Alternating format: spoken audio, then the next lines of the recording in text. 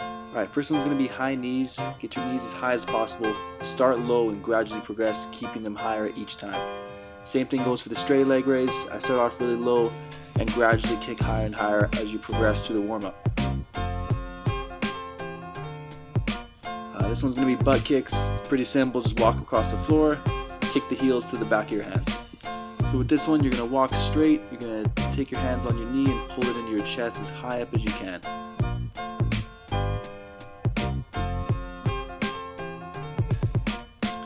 Alright, this one's going to be the toe touch walkout. So keep your leg completely locked, point your toe towards you and touch with the opposite hand. If you're doing this right, you will definitely feel it in your hamstrings.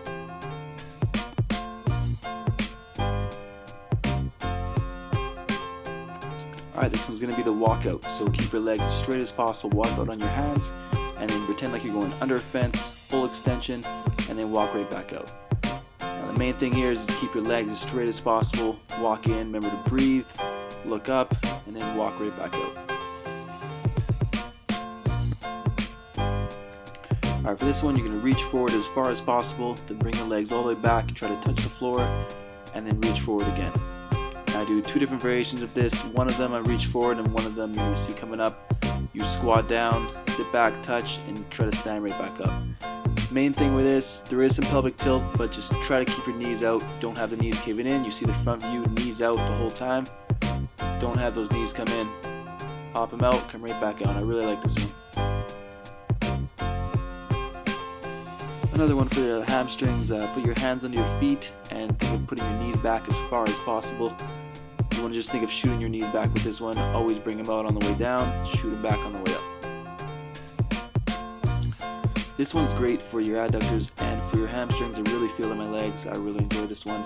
Try to keep your knee right over your toe and rock side to side, keeping all the weight on your heel, going back and forth. This is a really great hip flexor stretch. Ideally, I'd like my knee a little bit further back. I'll show you another angle coming up soon, but pretty much think of pulling your knee towards your heel on this one. So push your knee down on the ground and pull forward. You can see on this angle my leg is a lot more further back. Think of pushing your hips forward and opening up that hip. This one's really good. It's from Kelly Starrett. You want to grab onto your foot with your hand and push your knee out with your elbow and oscillate around in circles. Trying to get that ankle mobility happening. Keep that foot down the best you can. Pull on that back leg a little bit to open up that hip and move around in circles, trying to get that ankle mobility moving. This really opens you up and you'll feel great after it's done. Alright, now I'm working on some rotation. First with the knees bent 90 degrees.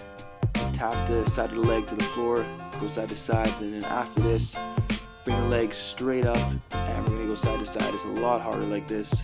Go nice and slow, tap the leg, and then go to the other side. You might feel some cracks in your back with this, but it's all normal. Alright, working on some more rotation now. So bring one leg over the other and look back as far as you can. Same thing on the other side. Bring that leg over past your knee and sort of push on that other knee with your elbow and rotate around the other side.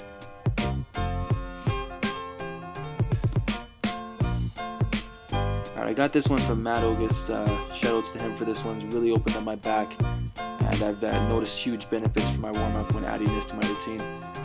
Try to just start off slow and try to get that toe right to the hand or past the hand. You're going to feel some cracks in your back, you're going to feel it open up, but you feel great when you're done.